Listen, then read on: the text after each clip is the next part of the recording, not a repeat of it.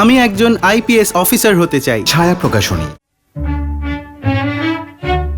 সৌমিত্র চট্টোপাধ্যায়, সব্যসাচী চক্রবর্তী, আবির কিংবা পরমব্রতকে দেখেছেন ফেলুদার চরিত্রে। আবার আসছেন ফেলুদা, আর দর্শক এবার পাবেন সম্পূর্ণ নতুন স্বাদ। কারণ ফেলুদা হয়ে দর্শকদের সামনে হাজির হতে চলেছেন নতুন মুখ।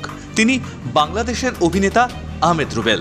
দীর্ঘদেহী চেহারা, সঙ্গে বলিষ্ঠ কণ্ঠস্বর, যে কারণেই তাকে বেছেছেন পরিচালক তৌকির আহমেদ। আর পদ্মাপাড়ের দর্শকদের জন্য সব থেকে বড় সুখবরটা হলো ফেলুদার গল্প এই প্রথম এককভাবে নির্মিত হচ্ছে বাংলাদেশে। অভিনয় করবেন বাংলাদেশের অভিনেতা অভিনেত্রীরাই। সত্যজিৎ রায়ের নয়ন রহস্য গল্প নিয়ে তৈরি হবে ৮০ মিনিটের ওয়েব সিরিজ। ৩টি পর্বে দেখা যাবে বায়োস্কোপে। শুটিং শুরু ২১শে এপ্রিল থেকে। এরপর ফেলুদার আরও অনেক গল্প পর্দায় আনার ইচ্ছে প্রযোজকের।